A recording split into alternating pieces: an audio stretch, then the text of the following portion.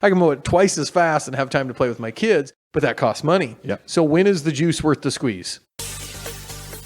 Ladies and gentlemen, farmers, ranchers, and distinguished guests, thank you for listening to the Farm4Profit podcast, where we discuss the latest ideas, methods, trends, and techniques available to help your farm achieve higher levels of farm profitability.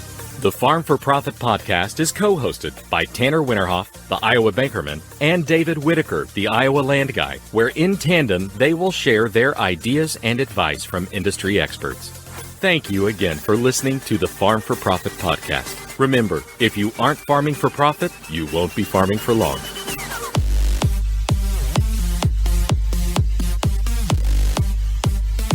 And now, here's Tanner and David. Hey, listeners, welcome back to the Farm4Profit podcast. This is Tanner Winterhoff. And this is David Whitaker. Thank you so much for joining us. This is a profit episode, so we will have a What's Working in Ag segment coming right up and a general topic for today. Next week, or the next episode in the queue, is our Farm for Fun show. So 2 different variants. So if you're just joining us, wanted to get that out there. But really just thank you for listening.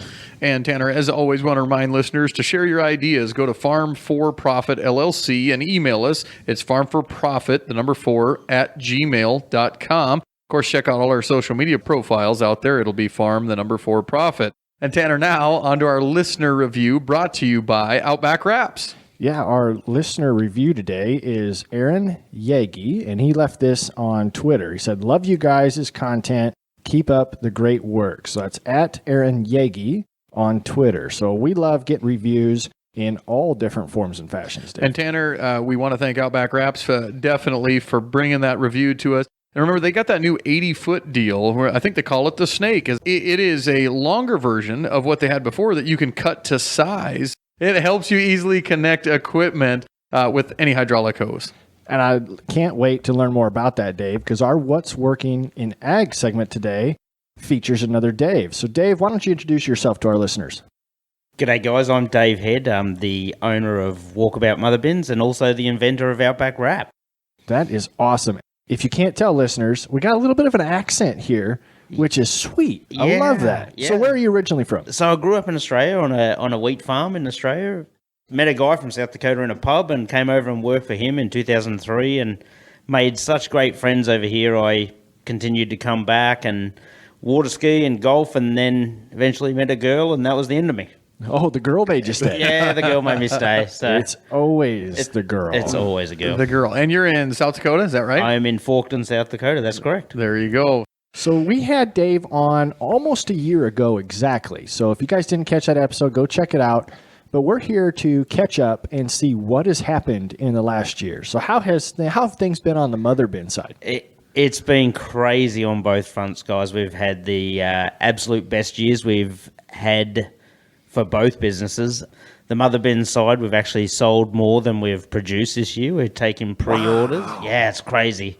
We've sold them all the way from Oregon down to Louisiana. Wow. Okay, remind our listeners what a mother bin is. So a mother bin is portable grain storage. It's 4,000 bushels of portable grain storage. It's in field, so the idea is it reduces your bottleneck between your grain cart and your trucks and enables you to have less trucks and less labor and ensures that your combine never stops. And Dave, I know there's a ton of people that ask you this question all the time, because I was thinking the same thing. As big as this thing is, does it not get stuck in the field? And what's your answer for that? I know you have an answer for that. Yeah, the answer for that is actually it only sits on the end of the field. So in a way, it actually helps you use a smaller grain cart because it can reduce your soil compaction. You're not carting around, or you're not trying to gain that capacity by massive grain carts, massive tractors driving around. So it sits on the end of the field. Your grain cart dumps into it. Auger wagon, haul-out bin, depending on where you grew up. But then the trucks load out of it. And you can load a truck out of it in about 2 minutes. It does up to 900 bushels a minute. And the reason we have you on here, of course, is our What's Working in Ag section is we want to promote, like coffee shop talk, anything that's working for people. Dave was telling me a story earlier that this is working for one of his clients because, of course, what makes it work is it takes another person maybe out of production or takes your whole harvest production down in days. And Tanner, you're the banker. You're going to have analytics of how much money is spent every day that we spend harvesting, if we could reduce 6-10 days out of that by making it go faster, we of course save money. So what's working? Do you have any stories of that it's working for one of your clients? Yeah, we have a couple amazing stories. And one thing I want to point out is a lot of people, because it's so big, think it's for these massive farmers, but generally it actually suits the middle-sized farmer really well, those guys that struggle to get labor. A guy can do a return on investment on it. Just this week, we had a gentleman buy a bin. He did the return on investment, and he saved 6 days off his harvest, which was 10 grand a day. Wow. So my in-laws operation, we could have used one of these during bean harvest. And I know people are thinking corn, that's where all the volume is. But for us, we had non-GMO beans, which meant we had to deliver to a further delivery point. Our elevator was 45 minutes away. So for us, that would have been great to keep the combine running. And then that way the truckers could have kept up on their longer routes. Because, sometimes you can't get to the beans and get started right away, and you get done a little bit earlier. So instead of only having to wait on the capacity of your grain cart, now you'd have 4,000 bushels of more productivity. I could have seen that paying off for us here. And if you listeners haven't seen the mother bin, oh yeah, you need to see it. How big is the auger on that? It was so big I can't even remember. So it's a 22-inch auger, but we're a 20-inch belly auger. The flow gates are split front and rear, so you can actually blend grain with it as well. So that would have been great for beans too. That would have been great for beans. You got some that are 16%, and some that by the end of the day you're down to 13.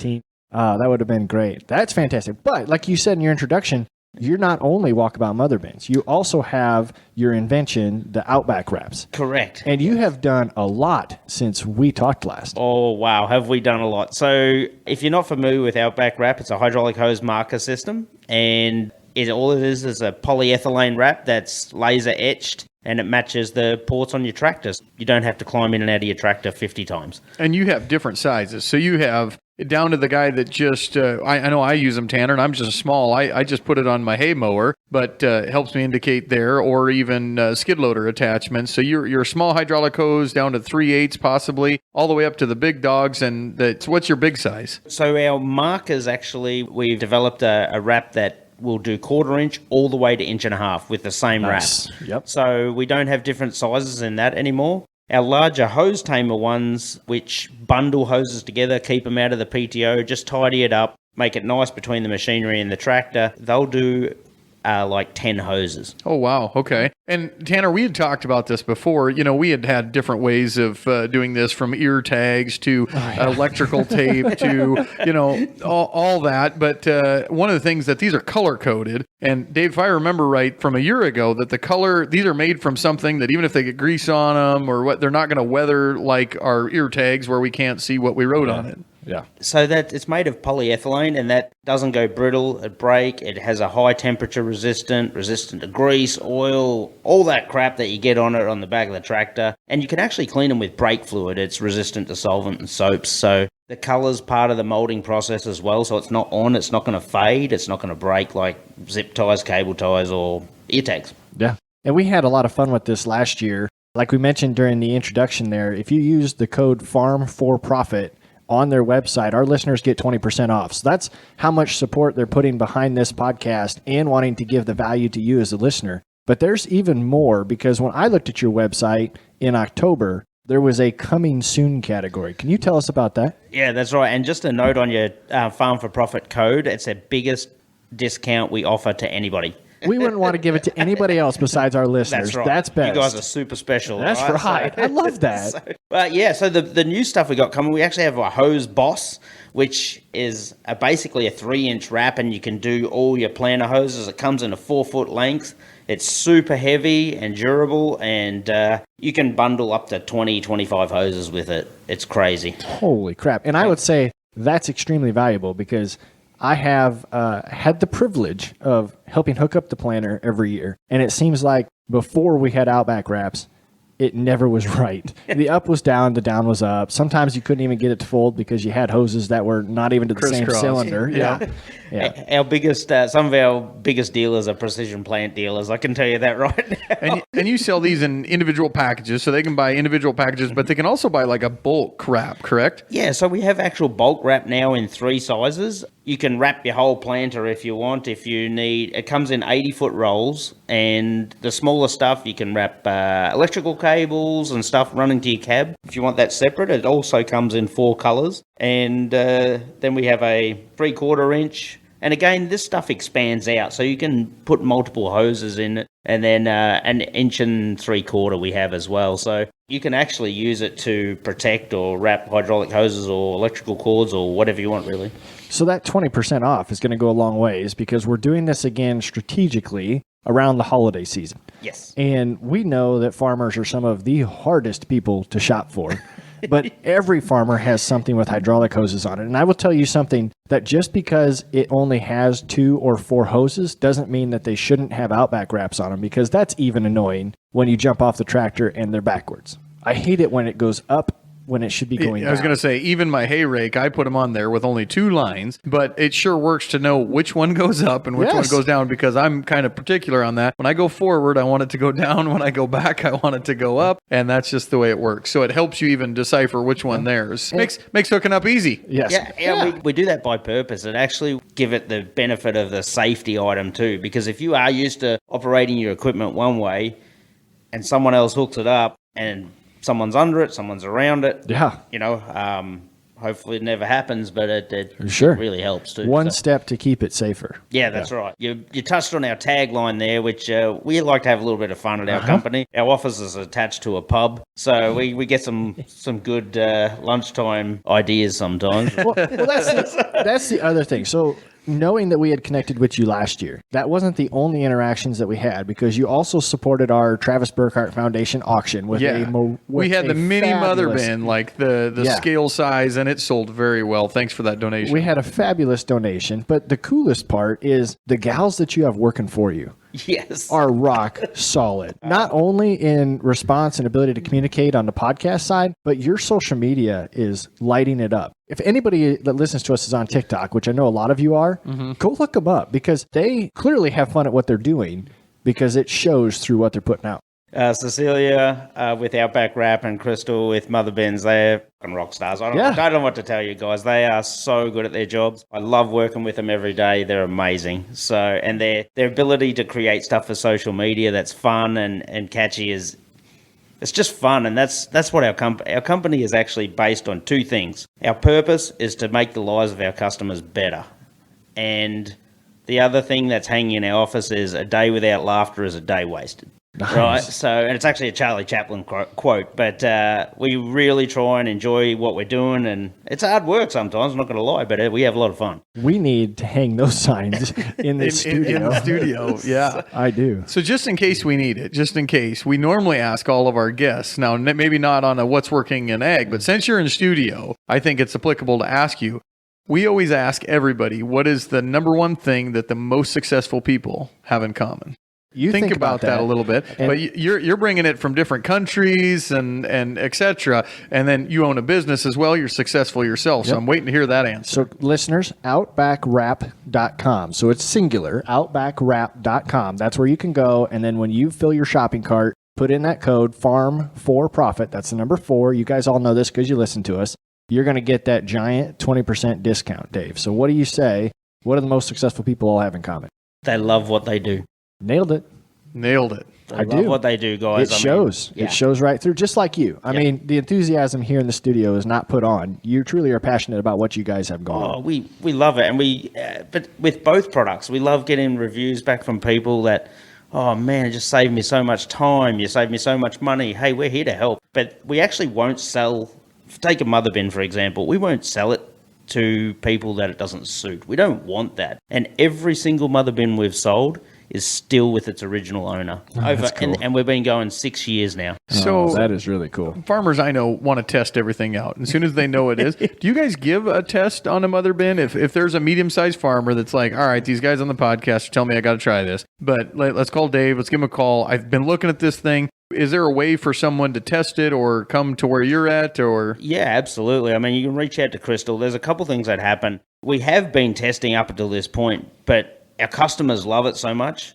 We will give you as many of our customers' numbers. Nearly every single one of our customers is happy to talk to someone about and then you go watch. Okay, Yep, fair enough. Yep. Yeah. But we have done demos for people before, and we have set it up. I mean, we are selling out right now, which is amazing. So That's why the 20% discount is on the Outback Wraps. not on Not on the mother bin. Special note. Special note. Yep. That's cool. Dave, thanks for coming to Central Iowa. Hang out with us. You'll sit with us during one of our next shows. But thank you again. That was a fantastic What's Working in Ag segment. And now let's roll into our general topic for today.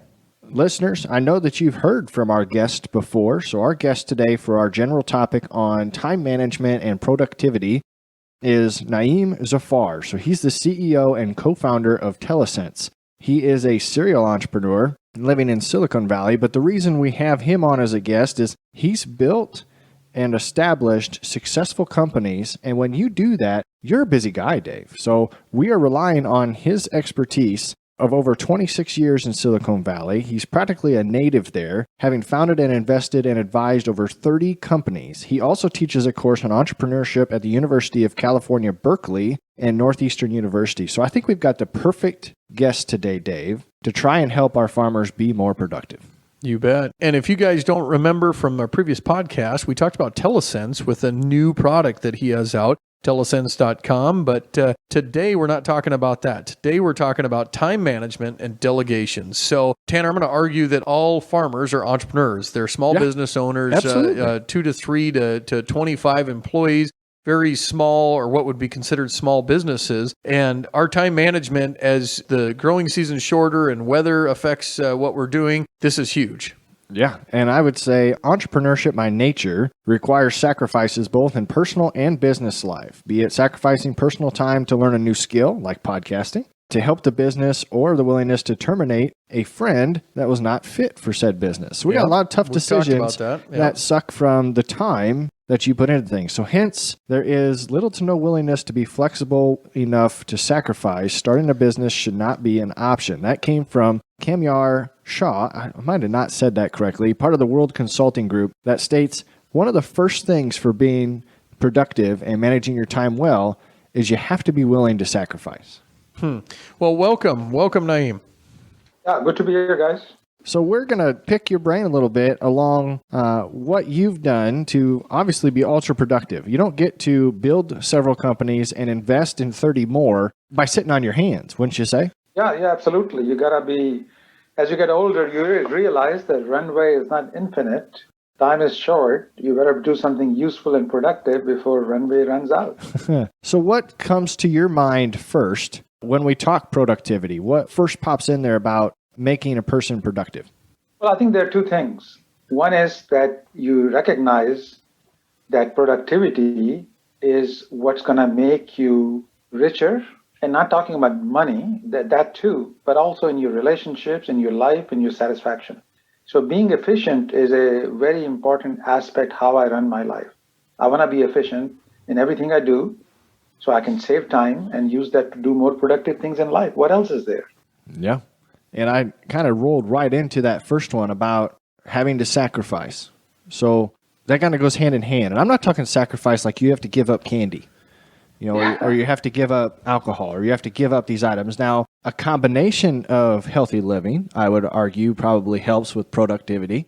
But the sacrifice comes in, okay, maybe I'm not sitting there scrolling through TikTok all night. I'm thinking of farming, Tanner, and just agriculture in general. And we're in the middle of harvest as we record this. And as we're doing that, I'm thinking of Telesense that our speaker talked about and that he's inventing, and how that might save people's time so they could be on vacation. I'm thinking about the bigger heads that we've talked about in previous podcasts, and how upgrading can be smarter, bolder, faster. We can do everything quicker. So although maybe, yes, it costs us more money, did we save time by going over more acres quicker so that we can go home and eat dinner with our kids, or so that we can also be more profitable because there's new technology? Right.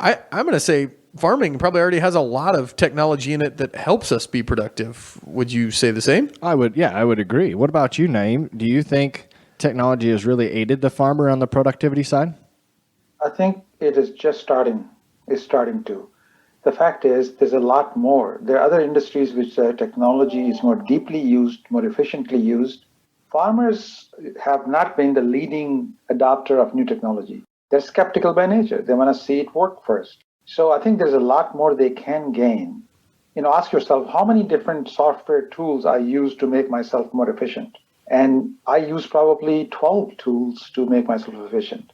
So every month I'm asking myself, what can I do so I can reduce some time and be more efficient? For example, I like to watch TikTok too.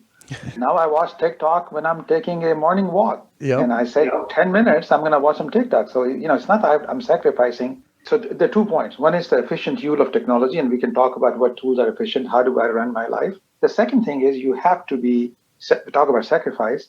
I'm maybe have less patience for people who are wasting my time. So as some relationship which are not adding to my joy, I want to be able to terminate those or reduce those. And some friends call me up. They want to talk to me for this and that. I pick and choose. Sometimes I say, look, guys, love to talk to you, but let's talk on the next weekend. And Tanner and I have talked about that, the difference between important versus urgent, as I grow my business, of when do you prioritize wisely? And that's kind of what you're alluding to is prioritizing what's important to you, correct? Exactly. So some people will leave you. Some people will not be happy with you because you're not going to waste time yakking about something for 2 hours when it's really not adding to your life in any way. Either joy, it doesn't mean that you don't like to have a beer with a buddy and shoot breeze. But if this is joyful, the key phrase I use is effortless joy. I like effortless joy. So what you have to work harder to get joy out of it. That's the second priority. Effortless joy is what I'm saying. I do like that. So you kind of alluded to some tools that have helped you be productive. I am curious. What do you use to help you increase your productivity? Well, the one recent one in the last maybe even 3 months I've used it is a tool called Calendly.com. Mm-hmm. Yeah. Because I used to go back and forth like 6-7 emails. Hey, do you want to talk? Yeah, I'd love to meet you. Well, when you're open? Well, I'll be open Saturday and Monday. Well, what time? Each one of these is an email. Like, what the hell? Yeah. I got exchange 11 emails. Just pick a time and stick with it, would you? Yep. So now I can just send them a link, calendly.com/my name. They can see my calendar. They don't say how I'm meeting. They just see what's blocked, what's open. They pick a time. Now they can select, it's a Zoom meeting, it's a phone call, or it's a Teams meeting. That's it, I'm done. What used to take 7 emails and 2 conversations now takes 1 link. Wouldn't that be great for the seed dealer? If you're the farmer running around in the combine and that seed dealer keeps calling you saying, hey, can I come ride? Can I come ride? You just send them your Calendly link. And then that way they know, I have to be there Tuesday at 2. That's the only opportunity I have. I think that's a tool we could put to use. It'd be less swearing. The swear jars wouldn't fill up as much, and maybe you wouldn't get kicked off a farm. I would always schedule it over lunch, so they had to bring me something to eat. There you go. I like that. That's perfect. Any other tools that you want to share quick? Let's see. What other tools am I using actively? For just finding a good time for a bunch of friends to meet, I use Doodle. Oh, yeah. So Doodle.com. Yep.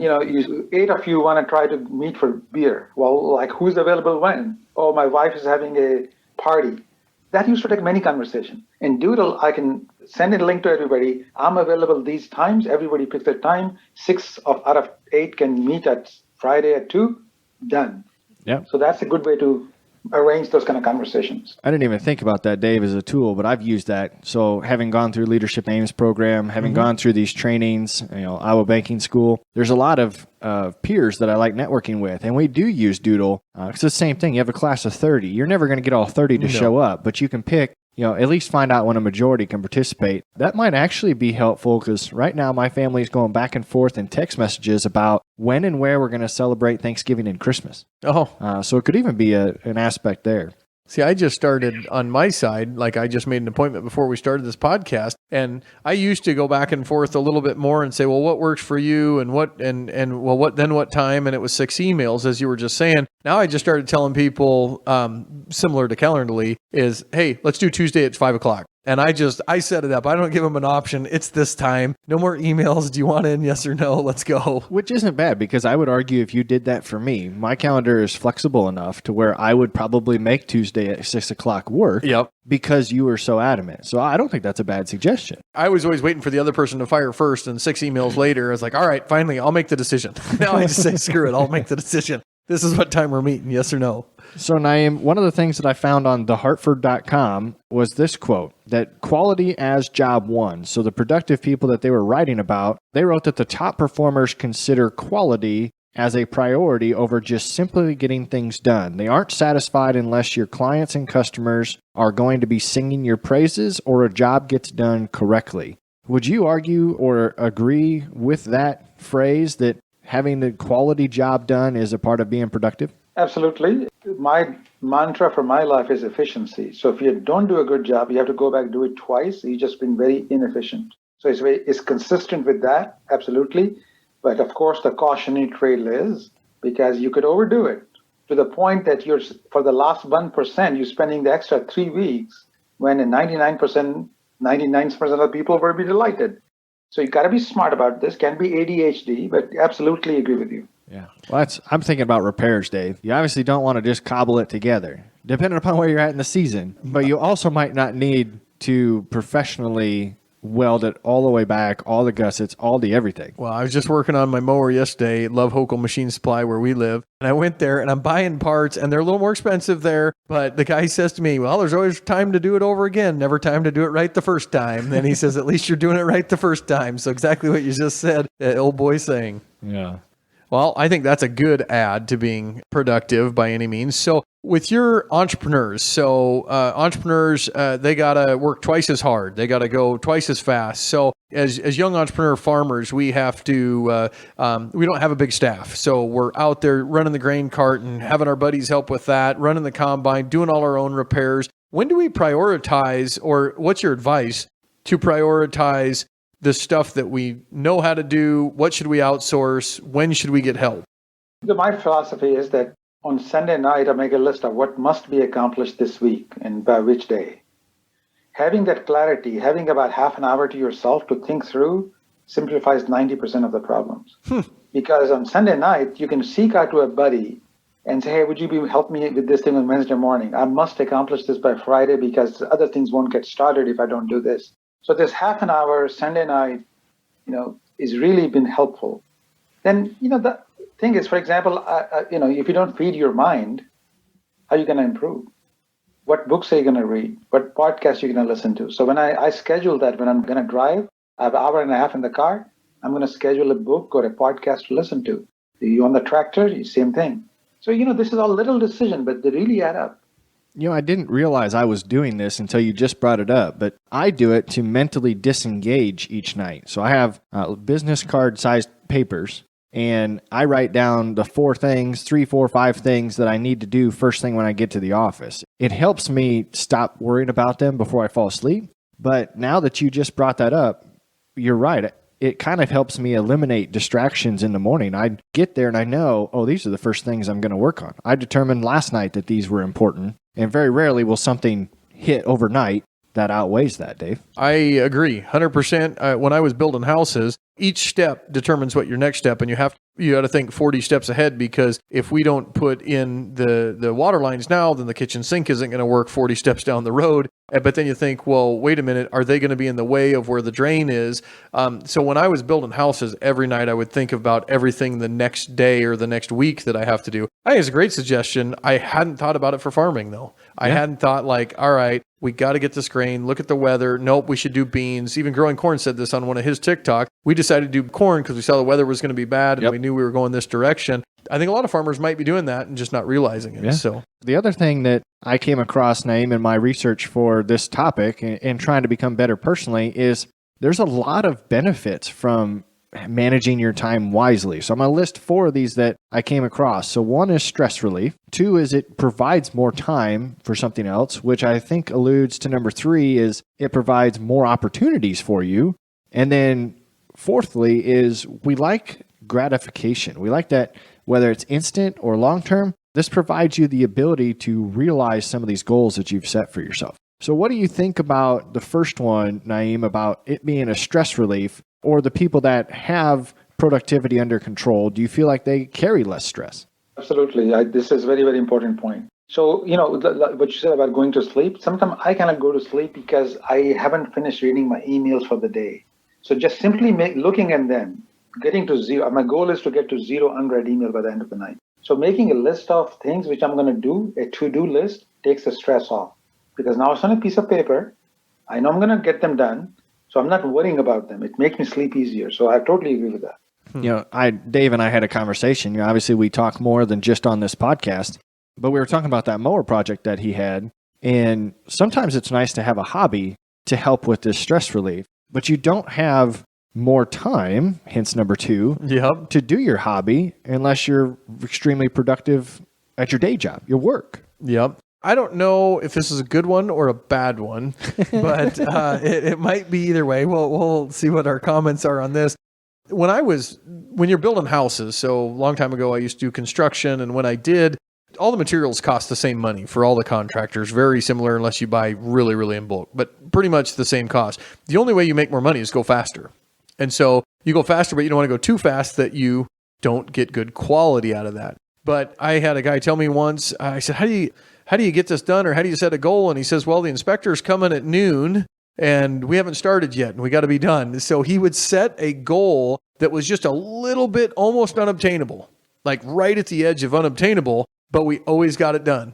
And Mel was a concrete contractor I had. He says, concrete's coming in 5. And I'm thinking, we only have half the forms up yet. There is no way that we're going to have. And every time we got it done, and the concrete was pouring in and we got it done because we set our goal almost unobtainable, but it was a really, lofty goal to get there. But by golly, we got it done every time. So I'm going to be a goal setter, I guess, argument here to this conversation. Well, I like that. And it just kind of made me reflect on something else that I do. And Naeem, you might contribute on this after I mention it. So I actually feel like at the bank, I am more productive spring and fall. And the reason I say that is I never seem to fall behind on the work that needs to be done, but yet I am still able to put hundreds of hours into the field.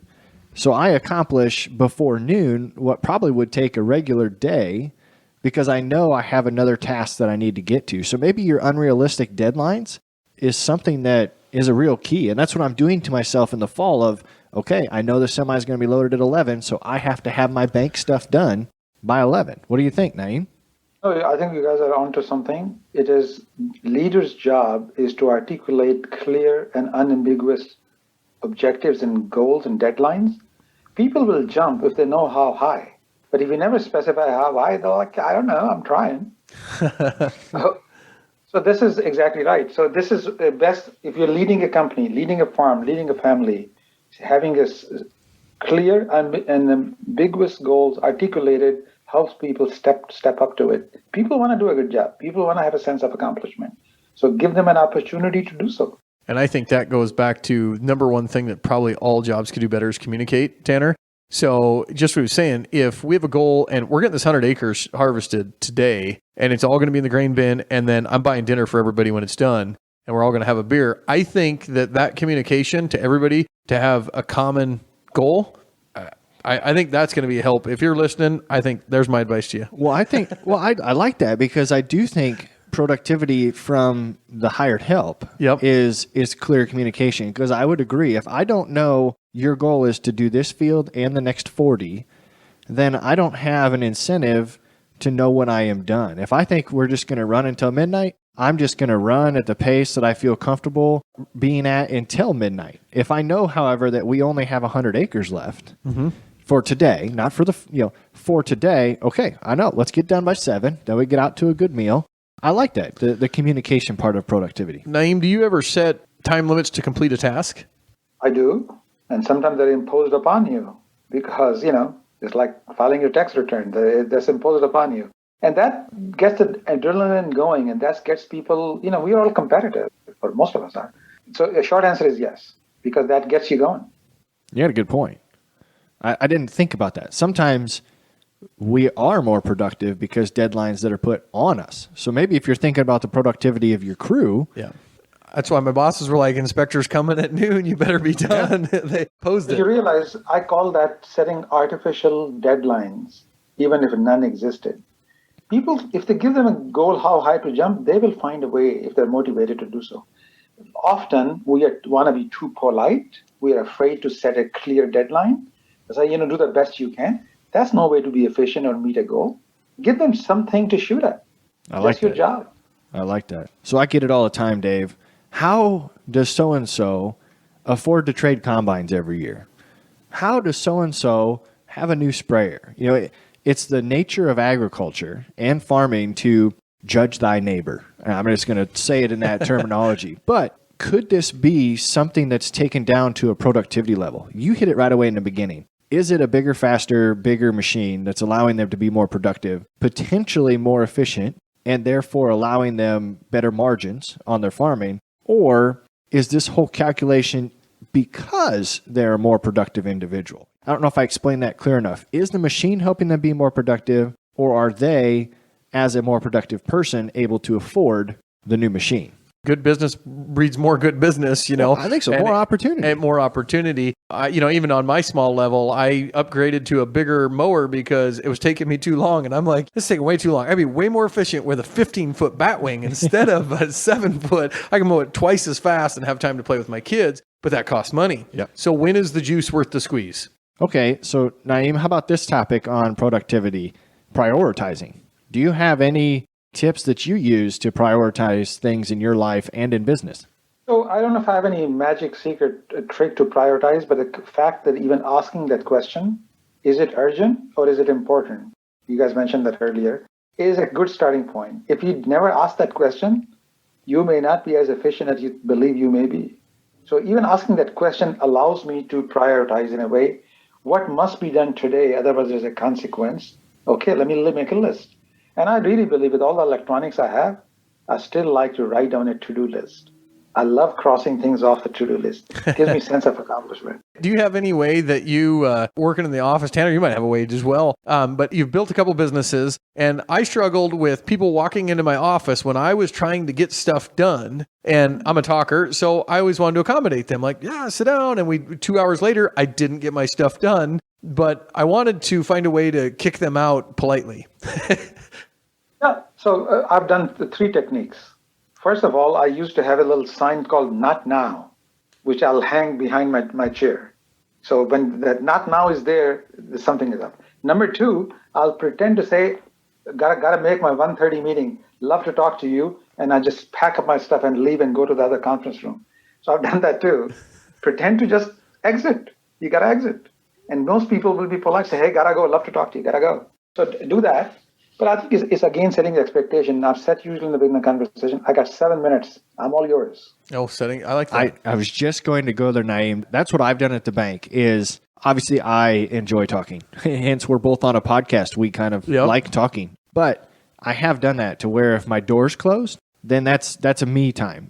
I have something that I need to accomplish, a deadline. You can interrupt me if it's important. The expectation that, yes, if we have to accomplish something, please, by all means. The second one I use is I always have my AirPods in, and it makes it easy to state that, I'm on the phone. Whether it's factual or not, that's one way to avoid a conversation that is just social or not going to be productive is, nope, I got to take another call. And then I like the example that Naeem just shared of, I've got a meeting at 1:30. I got time to talk to you, but I have to be leaving at 1:30. So really, again, clear deadlines. Yep. I always told people that's where these AirPods are pretty nice. Just throw the AirPods in like, hey, I'd love to talk to you, but I'm working. So if you want to keep up, keep up. And then I just go and then they keep talking. But they know that I'm going to be on the move. Another person told me stand up at the desk, Tanner.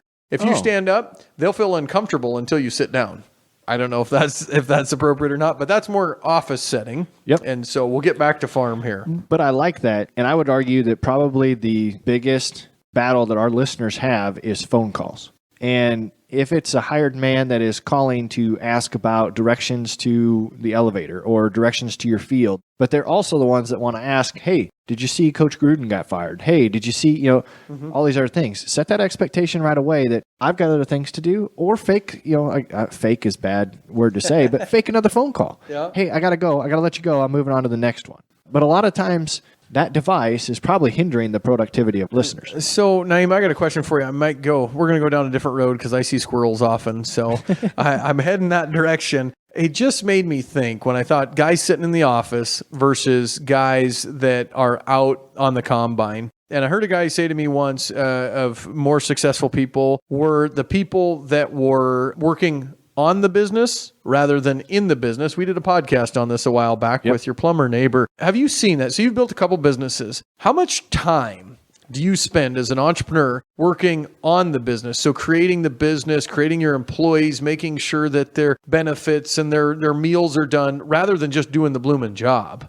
Do you have a good ratio? No, short answer, I don't have a good ratio, but if I have to ask myself how much time is on building the business, it's probably at least 20%. And it's 20% because I'm efficient. If I was not efficient, it could be 40% easily. Right. So, you delegate, you use tools. I run the whole company using 5 tools. I use a software tool for running the payroll. So I don't have to fill out one freaking form again. Yep. They do all that stuff. And it's like, $10 per employee per month or $8 per employee per month. Then I use a different tool for all the expense reporting and people who need to, get paid or whatever. It's all online. I get it. I just approve, do not approve. It's all automatically dispersed. Yep. The third tool I use is to make bills. So all the bills company come to one thing. I can see all the bills. I can approve them, automatically paid. So I've set up my life by using about 5, 6 different tools. I have been able to be much more productive. It used to take me a day a week. Now it takes me 30 minutes a week. So Tanner, we talked about this, and Naeem, just to bring you up to speed, we've talked with all kinds of different people on what's working in ag, and we get all kinds of farm operation tools that are here to help that farmer be more productive. Might be new combine heads, might be tools like you're making with Telesense. I bet we've had 20, 30 of them on. And so all these different tools to make the business go faster and better, quicker, and more efficient and help you make money. Like you said, farmers are the ones that are I just really don't want to touch it until I know it works and I saw the neighbor use it and know it works. What advice do you have as an entrepreneur to our farmers to make them be more adaptive? Well, I think they have to see the value. And if they're listening to your podcast, they're already in the top 10% of all farmers. So right now you're talking to an intelligent group here because they figured out the podcast and the value. So it should not be hard to convince them. And when they start using some of these tools, and I'm happy to mention them by name and you have some, then they tell the neighbors. Thing about farmers is what I found is that they're not competitive with each other in general. They are supportive and they'll share if something is working for them. In some other industries, that's not true. So that's a good thing. There's a camaraderie. There's something about sharing that what's working for me. So my feeling is share, check, read what people, I go to Quora.com, Quora, Quora.com or Reddit. This tells me what other people are talking. I can ask a question, hey guys, what's the best tools have you used for this thing? Mm-hmm. And people suggest. So I learn from that. So I spend at least 30 minutes every day reading on Quora. Yeah, that's exactly, Dave, the home base of what's working in ag segments is exactly what we heard in the coffee shops, the bars, the conversations that we've heard around. But the last thing, you hit on a word that I want to wrap up with. But before that, I want to remind people that also taking a break between tasks can be helpful. And a break can be defined a lot of different ways. This for me is sometimes just walking up, even though I've got water in my cup, this is me walking back and refilling my water cup. I got up from my desk. Driving truck this fall, for me, it's getting out, walking all the way around, kicking all the tires. Just something that is a task that doesn't occupy a lot of brain space that allows you to be fresh to come back and work on the next thing. So if you're getting frustrated working on a piece of equipment during a repair, stop, walk across the yard, go back to another spot, clear your head. You'll have fresh energy when you come back. Our farmers might argue drinking Busch Light is a good break. Hey, they might. It might, but that's just, if it helps refresh yourself and you can go back into it, boom, let's do it. But the word that Naeem hit on is delegate. And this is hard. I am a victim of not delegating. And I know that we have farmer listeners all over the place that are victims of not being able to delegate. So Naeem, you can't have built all these companies successfully all by yourself. So what tips do you have around delegation? I think delegation is extremely important because no matter how productive you may be, anything worthwhile is require a team of people. The thing about delegation is I know I can do faster myself without having to explain somebody. But if you don't, then you're always doing it yourself. But if you can invest that little 1 or 2 hours, then hopefully the next time, and good people surprise you. They even do it better. They figure out other better ways. So tricks are be clear on what you want, what is success on the task means. Most people clearly articulate what will be great. If you are able to articulate this will be, if you can do this is good, if you can do that, that'll be great. You'll be surprised how often the delegation works well. Problem when I see things not working well, I always blame the person trying to delegate, the manager. Were you clear on what you want, what's desirable, what's excellent, and by when? If you do that every time, you'll be surprised. Results will be better than you think. He hit one of my bullet points of communicate clearly. I agree. And so for me, we sell farmland, and I have a guy that I delegate my marketing to, and he does it. But guys that are design guys or more computer guys, to me, if you just tell them I'd like this done and you don't put in the email what day I need it done by, well, then it doesn't get done. Last night I did this, guys. If you're listening, I told my wife, I said, we need the list of deliverables. So I made a whole new spreadsheet. Here is the list of deliverables. We put it in the email, and I said, I need it by this Friday at 5:00. And the guy's already got it all to me today. He got it done because I said it would be great if it was before that, like you just said, which I was not doing until last night. I did it. I said, it would be fantastic if you could get this done. However, I know you probably can't get it done until Friday. Well, he wanted to hit fantastic, and he got it done today. I'm trying now to think where that fits into the farm side. I don't know. I'm thinking about my in-laws' operation right now. They have an individual that's dedicated to feeding cattle. Yep. And it is not a full 8-hour day to feed. There's a good 2-3 hour gap in the middle of the day between feedings to where this person could be extra productive. And I think they could go the route of saying it would be good if you could find tasks to do, such as hauling manure or stashing fertilizer. But it'd be great if you could get 10 loads done a week. That might be. I think I just figured it out. I think I'm solving this whole problem right here, right now, in front of everybody on the podcast. Our other podcast host, Corey, made me think of this. So Corey is working with his dad, and you just said it, Naeem, that sometimes your managers might even come up with a better way to do it. We as farmers struggle with letting our kids, as they come up, went to school, we send them to school, they're supposed to be educated, they come up with all these new ideas, and we're like, nope, that's not the way we do it. I think the way we could do it best is by challenging our younger guys, okay, like Corey, and I think his dad's letting him do this, is tell you what, it'd be good if your way works, but it'd be really great if we saved this much money and your way worked. And so if his way worked, then it would be great, and we're going to keep doing it that way. If not, we're going back to the old way. So this might be our challenge for the day before we're even there, is challenge our farmers to look for that great opportunity. The good and great. Yep. That was huge, Naeem. I don't know if you expected us to go off on that big of a tangent. That was good. I'm glad to hear that. But I really like that. Now, I want to be respectful of your time, so we got to get ready to wrap up. A couple more things I just want to hit high level about delegation is we first need to decide what it is we're going to delegate. So is it going to be, like you said, payroll and bill paying and record keeping, or is it going to be the truck driving, the combine operation? Decide what task you're going to delegate first. Then pick the right person, because you have to be able to, this is where I struggle on the podcast side. I haven't found the right person to edit these shows. I've decided that that's something I want to delegate. I now need to seek out the right person to edit a podcast. For example, on the farm, if you want to delegate, like my in-laws, the feeding of the cattle, you need to find the right person to go feed cattle. So, Naeem, I got to ask you this. As you built your company, so I'm very entrepreneurial as well, and I kind of like to do it all, but I don't have time to do it all.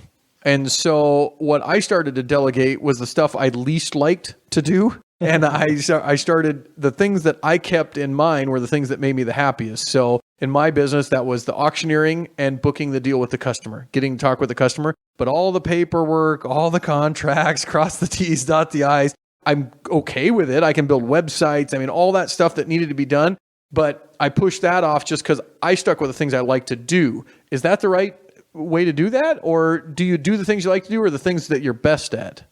Well, I think what you're saying is absolutely makes sense. The way I articulate that is you have to make a list on what's your core competence. All of us have something we are better at than other people. That's our core competence. So if you can make a list, okay, my core competence is I'm extremely organized. then what are the things which can use their skill?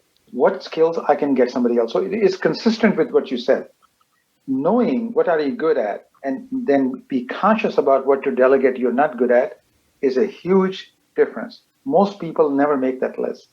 They try to do everything and they get stuck with things they hate, and the things don't go well, then they blame everybody but themselves. I see.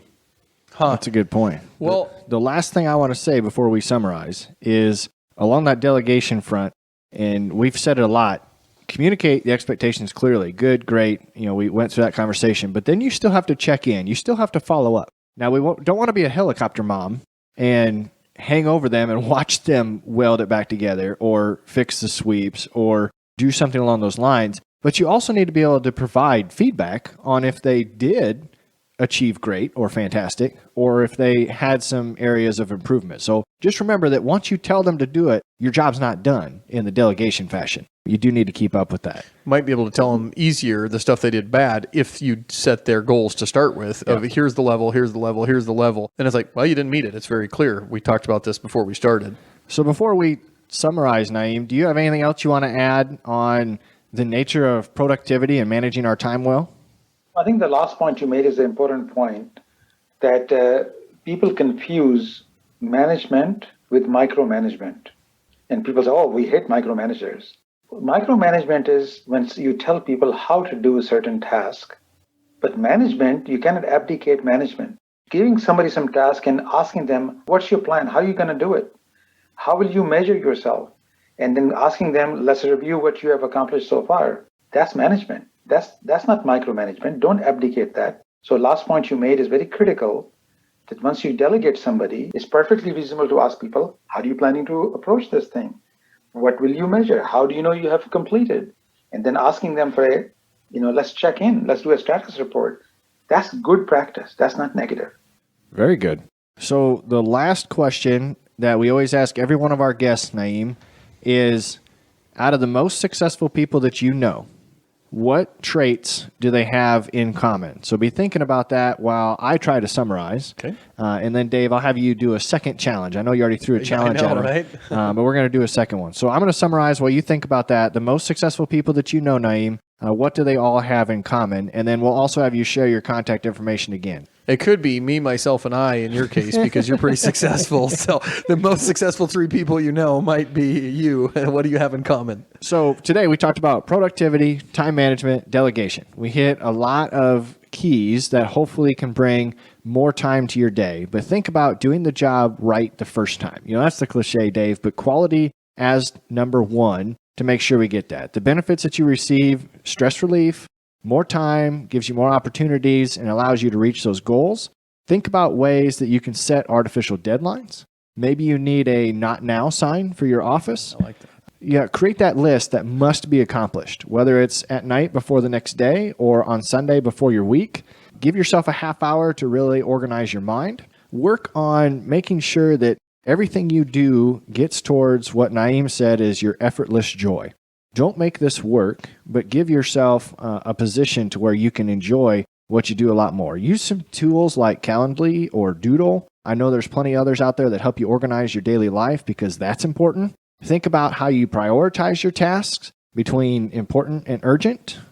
Is there a difference to you? Maybe there should be. Take a break between doing these tasks. And then when you are looking at delegating, make it very clear. Whether that's goals and instructions, the direction that you give, people want to do a good job most of the time. They don't want to disappoint you. So make sure your communication is extremely clear and then provide feedback as that task goes along to make sure that you have the right person doing the right task, Dave. You bet. So now, Naeem, back to the question. I've been waiting the whole time because I was just, I want to ask it to you first. What is the number one thing that you know? So you live out in Silicon Valley, a lot of entrepreneurs. What are the most successful, a lot of successful people out there have in common? So my answer may not be somewhat surprising. What I've found among all the successful people I've met, they all have passion. They're passionate. This is an odd one. I'm not talking about passion about their work or farming. People who could be passionate about cooking, they could be passionate about beer. The passion, when you are passionate about one thing, you're usually passionate about many things. That passion drives you to accomplish things, and they're productive, they get stuff done. It's not an obvious one. You won't hear that from other people, but that's the common thread I've found in all these people I've met in my life. Well, that's great. I like what he just said. If you're passionate about one thing, it gives you the opportunity to be passionate about many others. I like that. Yep. So I got a challenge for you. And so the first challenge we gave in this a couple minutes ago was to find out what's great on your farm and challenge you to be great and set that great expectation, because I don't think people do that. I just been thinking about that the whole time. I don't think people set, here's what great is. We just status quo. This is what everybody else does. Here's what everybody else does. It'd be good to get this much. If you want to kick butt and take names, here you go.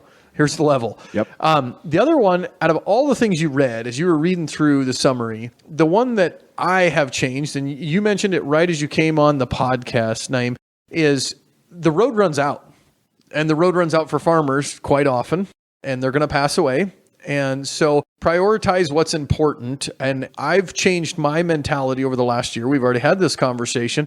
What is success? Is success making this many acres or this many bushel or this much money or these many new projects? Some of us geek out on doing more, but what is important? Did you have time to go on your walk? Did you have time to do that? So the one that you said was prioritize wisely. I'm going to challenge everybody, whatever that means to you, prioritize wisely. Start doing that.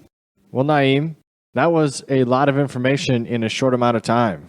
It was a lot of fun. We did no prep for this, so this all came in real time, and that was great. That's the way we like it. And I don't know if we can thank you enough for sharing your expertise. We are honored to have you on the Farm for Profit podcast. We thank you for taking an hour of your day and making this one of your priorities to share with our listeners ways that they can help make their farms a lot better.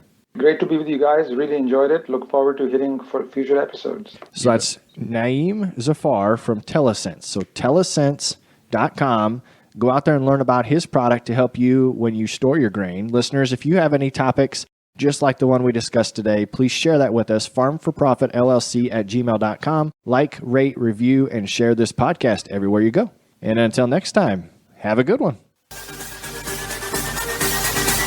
Remember, if you aren't farming for profit, you won't be farming for long.